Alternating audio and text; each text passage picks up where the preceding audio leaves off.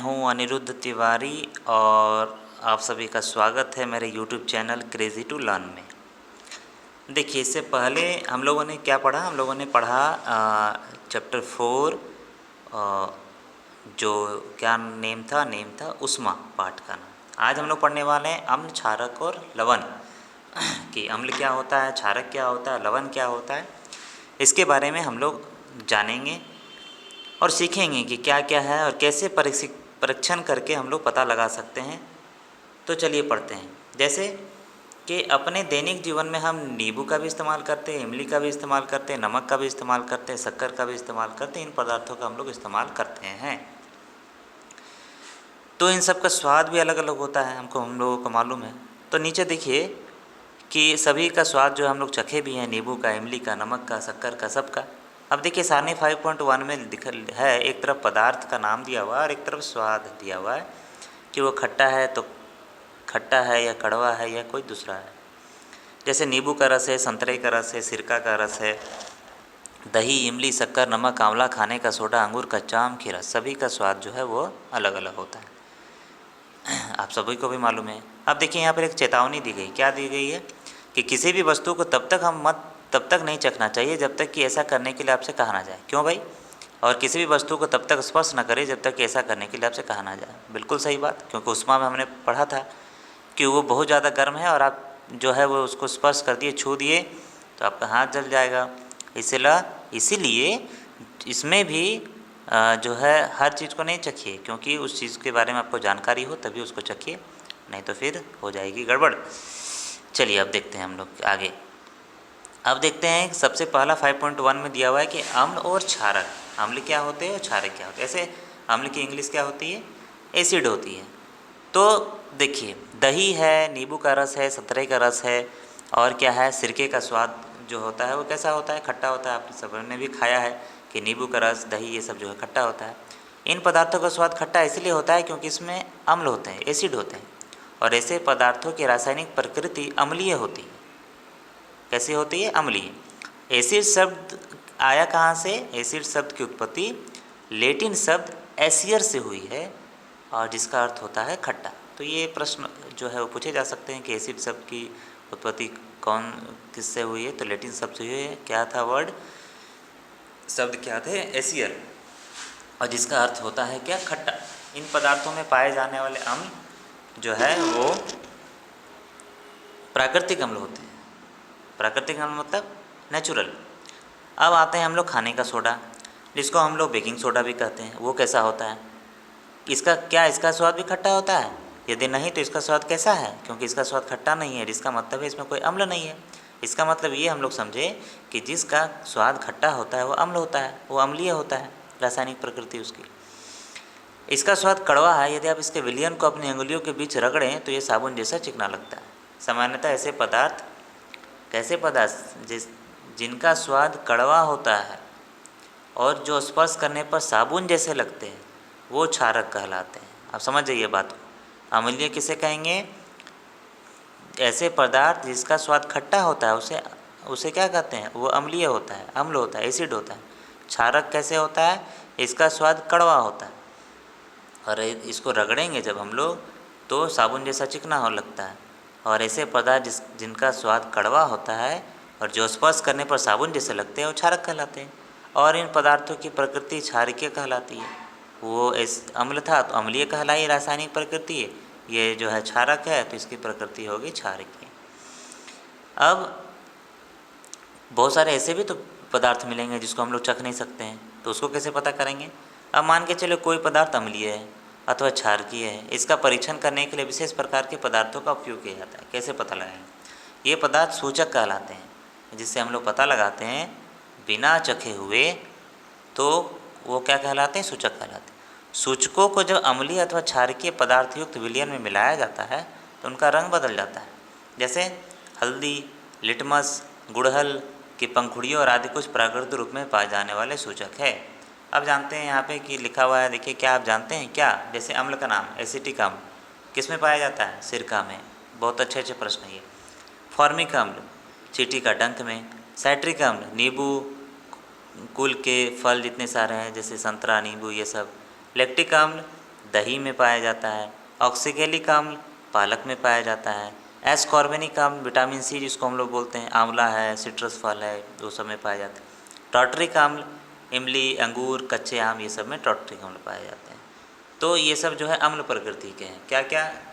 सिरका, चींटी, अडंक, नींबू, कल कुल के जो इतने सारे फल है और सबका इधर अम्ल का नाम भी दिया हुआ आप देख रहे हैं। अब देख रहे हैं हम लोग क्षारक का नाम किस में पाया जाता है। क्षारक जैसे कैल्शियम हाइड्रोक्साइड है, चूने का पानी है। अमोनियम हाइड्रोक्साइड है, खिड़की के कांच आदि साफ करने के लिए इसका उपयोग करते हैं। सोडियम हाइड्रोक्साइड या पोटेशियम हाइड्रोक्साइड साबुन में पाया जाता है। मैग्नीशियम हाइड्रोक्साइड, दूधिया मैग्नीशियम, मिल्क ऑफ मैग्नीशिया जिसको बोला जाता है। तो ये जो है वो अच्छा प्रश्न है। बहुत सारे अम्ल के बारे में हम लोगों को जानकारी मिल गया, बहुत सारे जो है वो ऑक्साइड के बारे में भी, क्षारक का भी पता चल गया। तो अम्ल के बारे में भी जाने हम लोग, क्षारक के बारे में भी जाने। अब आते हैं 5.2 में। लिखा हुआ है कि हमारे आसपास के प्राकृतिक सूचक कौन कौन से हैं। तभी हम लोग पढ़े थे कि प्राकृतिक सूचक हमारे पास है, जैसे लिटमस वगैरह था। तो एक देख रहे हैं, सबसे पहले लिटमस जो है एक प्राकृतिक रंजक है। क्या है ये? सबसे सामान्य रूप से उपयोग किया जाने वाला प्राकृतिक सूचक लिटमस है। क्यों? इसे लाइकेनो यानी सेक से निष्कर्षित किया जाता है। आशुद्ध जल में इसका रंग माव या नीलसोन होता है। जब इसे अम्लीय विलयन में मिलाया जाता है तो ये लाल हो जाता है, और जब क्षारीय विलयन में मिलाया जाता है तो ये नीला हो जाता है। तो इससे हम लोग पता लगा सकते हैं। ये विलयन के रूप में अथवा कागज़ की पट्टियों के रूप में उपलब्ध होता है, जिन्हें लिटमस पत्र भी कहते हैं। इंग्लिश में हम लोग लिटमस पेपर कहते हैं। और सामान्यतः ये लाल और नीले लिटमस के रूप में उपलब्ध होता है, मिलता है, जिससे हम लोग पता लगाते हैं। जैसे यहाँ पर देख रहे हैं आप लोग, ऊपर में लाइकन का है और नीचे जो है लाल और नीला लिटमस है। अब आते हैं क्रियाकलाप कैसे करेंगे। मान के चलिए प्लास्टिक के किसी प्याले, कटोरी या परखनली में नींबू का रस ले लीजिए और उसमें थोड़ा पानी मिला दीजिए। अब ड्रॉपर की सहायता से उपयुक्त विलयन की एक बूंद को जो है लाल लिटमस पत्र में डालते हैं। तो होता क्या है, इसके रंग में कोई परिवर्तन होता है। इस परीक्षण को नीले लिटमस पत्र के साथ दोहराइए। अब नीले वाले में देखते हैं। नोट कीजिए कि क्या रंग में कोई परिवर्तन हो रहा है। तो कैसे दोहराते हैं? नल पानी, अपमार्जक का घोल, पेय पदार्थ, साबुन का विलयन, शैम्पू, सामान्य नमक का विलयन, शक्कर का विलयन, सिरका, बेकिंग सोडे का विलयन, दूधिया मैग्नीशियम, धावन सोडे का विलयन तथा चूने का पानी संवेदी संभव हो तो विलयन अशुद्ध जल में बनाना चाहिए। ठीक। अब आते हैं हम लोग इधर। चूने का पानी बनाने के लिए किसी बोतल में चूने को कुछ मात्रा में पानी घोल दीजिए। अब विलयन को भाली भांति हिलाकर कुछ देर रहने दीजिए। अब बोतल के ऊपर भाग से कुछ द्रव को किसी बर्तन में जो है निथार लीजिए। ये द्रव ही चूने का पानी है, जैसे आप करते हैं मिलाकर। अब यहाँ पे दिया हुआ है कि आपको पता लगाना है कि लाल लिटमस पत्र में चेक करके उसमें कुछ हुआ कि नहीं, या नीले लिटमस पेपर में चेक करके उसमें कुछ हुआ कि नहीं, और निष्कर्ष लिखना है कि क्या आपकी सूची में कुछ ऐसे विलयन है जिनका लिटमस पत्र पर कोई प्रभाव नहीं होता। इस पदार्थों के नाम लिखिए। अब ऐसा विलयन जो लाल अथवा नीले लिटमस पत्र के रंग को परिवर्तित नहीं करते, उदासीन विलयन कहलाते हैं। कैसे? लाल लिटमस में चेक करेंगे उसमें भी कोई फर्क नहीं पड़ेगा, नीले से करेंगे उसमें भी यदि कोई फर्क नहीं पड़ेगा, रंग ना बदले, तो उसको हम लोग कहते हैं उदासीन विलयन। ऐसे पदार्थ ना तो अम्लीय होते हैं और ना ही क्षारीय। अब हल्दी एक अन्य प्राकृतिक सूचक है हमारा। पहला हम लोग लाइकन देखे थे, दूसरा हमारा हल्दी है। अब देखते हैं हम लोग 5.2 में क्रियाकलाप। 1 चम्मच हल्दी पाउडर लीजिए, इसमें थोड़ा जल मिलाकर इसका पेस्ट बनाइए। स्याही, सोख्ता या फिल्टर पत्र पर हल्दी का पेस्ट लगाकर हल्दी पत्र बनाइए और उसे सुखा लेते हैं। और हल्दी पत्र की पतली पतली पट्टियाँ काट लेते हैं।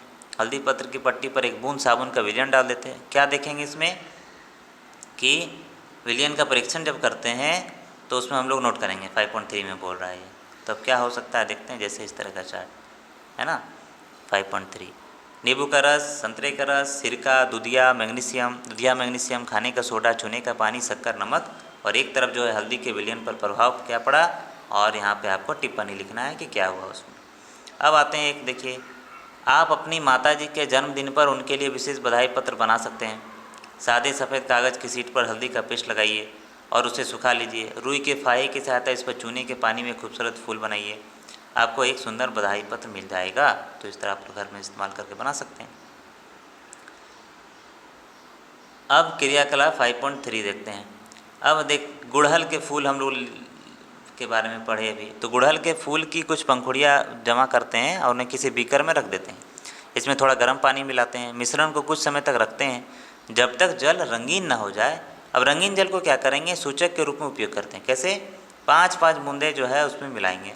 अब जैसे यहाँ पे परीक्षण विलयन में क्या क्या है हमारे पास, शैम्पू, नींबू का रस, सोडा जल, सोडियम हाइड्रोजन कार्बोनेट का विलयन, सिरका, शक्कर का विलयन, नमक का विलयन। ठीक, अब आरंभिक रंग क्या हुआ, अंतिम रंग क्या हुआ, ये आपको बनाना है, देखना है, प्रैक्टिस करना है। अब सूचक का अम्लीय, क्षारीय और उदासीन विलयन पर क्या प्रभाव पड़ता है। अब गुड़हल के पुष्प का सूचक अम्लीय विलयनों का गहरा गुलाबी, मैजेंटा और क्षारीय विलयनों को हरा कर देता है, तो इससे हम लोग पता लगा सकते हैं। यहाँ पे जैसे आप लोग देख रहे हैं कि गुड़हल का पुष्प, उसमें किया गया सूचक।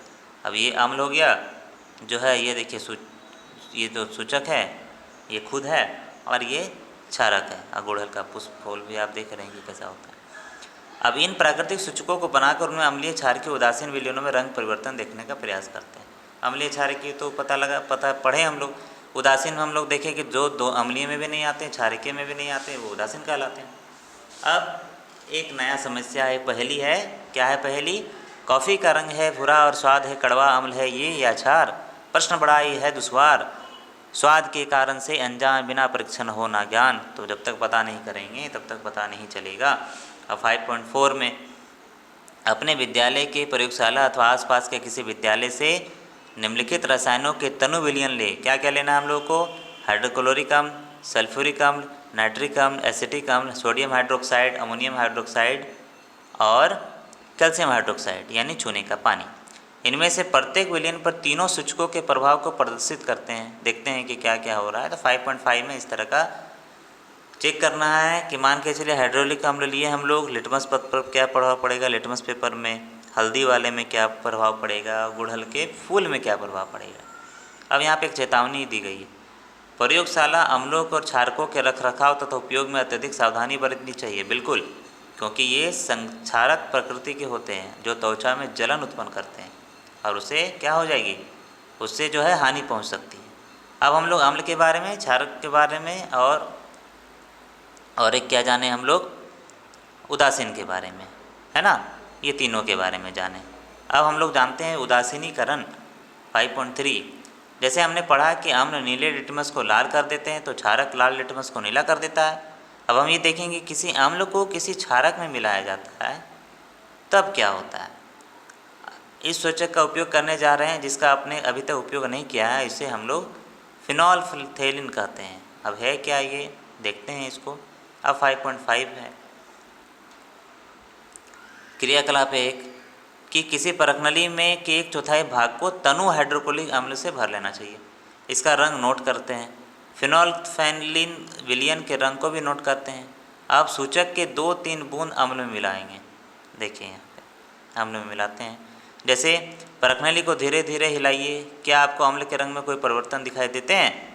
तो देखते हैं, अम्लीय विलयन में ड्रॉपर से सोडियम हाइड्रोक्साइड की 1-1 बूंद डालते हैं। परखनली को धीरे धीरे हिलाते हैं, क्या विलयन के रंग में कोई परिवर्तन हुआ। विलयन को निरंतर हिलाते हुए बूंद बूंद करके सोडियम हाइड्रोक्साइड विलयन डालना तब तक जारी रखते हैं जब तक इसका हल्का रंग गुलाबी ना हो जाए। अब इसमें तनु हाइड्रोक्लोरिक अम्ल की 1 बूंद और मिलाते हैं। क्या आप देखते हैं क्या विलयन पुनः रंगीन हो जाता है। फिर से सोडियम हाइड्रोक्साइड की 1 बूंद मिलाते हैं, क्या रंग में कोई परिवर्तन होता है, विलयन पुनः गुलाबी हो जाता है। और यह स्पष्ट है कि जब विलयन क्षारकीय होता है तो फिनोल्फथेलिन गुलाबी रंग होता है। इसके विपरीत जब ये विलयन अम्लीय होता है तो ये रंगीन हो रहता है। जब किसी अम्लीय विलयन में क्षारकीय विलयन मिलाया जाता है तो दोनों विलयन एक दूसरे के प्रभाव को उदासीन कर देते हैं, और जब किसी अम्ल और क्षारक के विलयन को उचित मात्रा में मिलाया जाता है तो विलयन की प्रकृति न तो अम्लीय रहती और न ही क्षारकीय। और दूसरे शब्दों में हम लोग कहें तो अम्ल तथा क्षारक दोनों की ही प्रकृति लुप्त हो जाती है।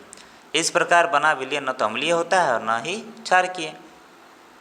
उदासीनीकरण के तत्काल बाद परखनली को स्पर्श करें, क्या अनुभव करेंगे। उदासीनीकरण अभिक्रिया में सदैव उष्मा निकलती है, अर्थात निर्मुक्त होती है। निर्मुक्त उष्मा से अभिक्रिया उस मिश्रण का ताप बढ़ जाता है। अब उदासीनीकरण अभिक्रिया में नया पदार्थ निर्मित होता है जो लवण कहलाता है। लवण अम्लीय, क्षारकीय तथा उदासीन प्रकृति का हो सकता है। अतः उदासीनीकरण को निम्न रूप में परिभाषित किया जा सकता है। कैसे, क्या कहेंगे कि किसी अम्ल और किसी क्षारक के बीच होने वाली अभिक्रिया उदासीनीकरण कहलाती है। क्या? किसी अम्ल और किसी क्षारक के बीच होने वाली अभिक्रिया उदासीनीकरण कहलाती है। इस प्रक्रम में ऊष्मा के निर्मुक्त होने के साथ साथ लवण और जल निर्मित होते हैं। तो पढ़ा हम लोगों ने अच्छे से। अब एक है यहाँ पे प्रश्न कि क्या आप अम्ल वर्षा शब्द से परिचित हैं? Acid rain. क्या आपने कभी अम्ल वर्षा के क्षतिकारी प्रभाव के बारे में सुना है? जैसा कि नाम से आपको पता चल रहा है कि वह जब वर्षा जल में अम्ल की मात्रा अत्यधिक होती है तो वो अम्ल वर्षा कहलाती है। वर्षा जल में ये अम्ल कहाँ से आते हैं? वर्षा जल अम्लीय इसलिए हो जाता है क्योंकि कार्बन डाइऑक्साइड, सल्फर डाइऑक्साइड और नाइट्रोजन डाइऑक्साइड जैसे गैस वायु में प्रदूषकों के रूप में निर्मुक्त होते हैं। वर्षा जल में घुलकर क्रमशः कार्बोनिक अम्ल, सल्फ्यूरिक अम्ल और नाइट्रिक अम्ल बनाती है। अम्ल वर्षा भवन में, ऐतिहासिक इमारतों में, पौधों में जंतुओं को क्षति पहुंचा सकती है। अब जैसे यहाँ पे देखिए अम्ल है, अम्ल के साथ क्षारक मिलाएं, लवण प्लस जल जो है ऊष्मा निर्मुक्त हो रही है। अभी हम लोग पढ़े इसको। निम्नलिखित अभिक्रिया इसका उदाहरण है। जैसे हाइड्रोक्लोरिक अम्ल के साथ हम लोग सोडियम हाइड्रोक्साइड मिलाएं तो क्या बन गया? सोडियम क्लोराइड के साथ जल भी रहा, H2O भी रहा और ऊष्मा भी रहा। बुझो ने पहले भी अभी पढ़ रहे थे, चूने के पानी में तनु सल्फ्यूरिक अम्ल मिलाया, अभिक्रिया मिश्रण गर्म हो जाएगा अथवा ठंड। अब देखते हैं 5.4 कि दैनिक जीवन में उदासीनीकरण के उदाहरण क्या क्या है। अब देख रहे हैं हम लोग, सब पहला है अपाचन। हमारे अमाशय में हाइड्रोक्लोरिक अम्ल पाया जाता है। अब ऐसा प्रश्न आ जाएगा हमारे अमाशय में कौन सा अम्ल पाया जाता है? तो हाइड्रोक्लोरिक अम्ल पाया जाता है। आप अध्याय 2 में पढ़ चुके हैं, हम लोग पढ़े ये भोजन के पाचन में हमारी सहायता करते हैं, लेकिन अमाशय में अम्ल की आवश्यकता से अधिक मात्रा होने से अपाचन हो जाता है। कभी कभी अपाचन काफ़ी कष्टदायक होता है। अपाचन से मुक्ति पाने के लिए हम दूधिया मैग्नीशियम जैसा कोई प्रतिअम्ल लेते हैं, जैसे मैग्नीशियम हाइड्रोक्साइड होता है, और यह अत्यधिक अम्ल के प्रभाव को क्या कर देता है? उदासीन कर देता है, तब वो ठीक हो जाता है। अभी हम लोग चींटी का डंक के बारे में भी हम लोग पढ़े। सॉरी, मैंने जो है चीनी बोल दिया। चींटी का डंक, जब चींटी काटती है तो त्वचा में अम्लीय द्रव डाल देती है और डंक के प्रभाव को नमीयुक्त जो है वो खाने का सोडा यानी सोडियम हाइड्रोजन कार्बोनेट अथवा केलेमाइन विलयन मलकर उदासीन किया जा सकता है, जिसमें जिंक कार्बोनेट होता है। अब जानते हैं हम लोग कि मृदा उपचार क्या है। रासायनिक उर्वरकों का अत्यधिक उपयोग मृदा का अम्लीय बना देता है। यदि मृदा अत्यधिक अम्लीय अथवा अत्यधिक क्षारकीय हो तो पादपों यानी पौधों की वृद्धि अच्छी नहीं होती। जब मृदा अत्यधिक अम्लीय होती है तो उसे बिना बुझा हुआ चूना, कैल्शियम ऑक्साइड अथवा बुझा हुआ चूना, कैल्शियम हाइड्रोक्साइड जैसे क्षारकों से उपचारित किया जाता है। यदि मृदा क्षारकीय हो तो इसमें जैव पदार्थ मिलाए जाते हैं और जैव पदार्थ कंपोस्ट खाद मृदा में अम्ल निर्मुक्त करते हैं, जो उसकी क्षारकीय प्रकृति को उदासीन कर देते हैं। अब कारखानों का अपशिष्ट है यहाँ पे। अनेक कारखानों के अपशिष्ट में अम्लीय पदार्थ मिश्रित होते हैं, और यदि ऐसे अपशिष्ट पदार्थों को सीधे ही जलाशयों और नदियों में बहने दिया जाए तो मछली और अन्य जलीय जीवों का अम्ल नष्ट कर देते हैं। अतः कारखाने के अपशिष्ट को जलाशयों और नदियों में विसर्जित करने से पहले क्षारकीय पदार्थ मिलाकर उदासीन किया जाता है। तो हम लोगों ने आज पढ़ा अम्ल के बारे में, क्षार के बारे में, है ना। प्रमुख शब्द यहाँ पे देखिए, हम अम्ल के बारे में हम लोगों ने पढ़ा, क्षारक के बारे में पढ़ा, सूचक है, उदासीन विलयन है, उदासीनीकरण है, लवण है ना। ये सब जो है हम लोग इसमें पढ़े। तो कुछ क्या क्या हमने उन्हें सीखा, थोड़ा सा देखते हैं। अम्ल जो है स्वाद में खट्टे होते हैं और सामान्यतः क्षारकों का स्वाद कड़वा होता है और उनका स्पर्श साबुन जैसा होता है। अम्ल नीले लिटमस को लाल कर देते हैं, क्षारक लाल लिटमस को नीला कर देते हैं। वे पदार्थ जो न तो अम्लीय होते हैं न तो क्षारीय, वो उदासीन कहलाते हैं। ऐसे पदार्थ के विलयन जो अम्लीय, क्षारकीय और उदासीन विलयन में भिन्न रंग दर्शाते हैं उसको सूचक कहते हैं।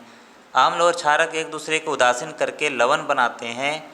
लवण अम्लीय, क्षारकीय अथवा उदासीन प्रकृति के होते हैं। तो हम लोगों ने ये अच्छे से पढ़ा ये पाठ, आप लोग भी पढ़िए अच्छे से, देखिए वीडियो को। चीज़ जो है वो जो चीज़ें समझ में नहीं आ रही है उसको बार बार पढ़िए और समझिए। मेरे चैनल को लाइक कीजिए, सब्सक्राइब कीजिए, शेयर कीजिए। और NCERT चैप्टर का अभ्यास करते रहिए। धन्यवाद सभी का।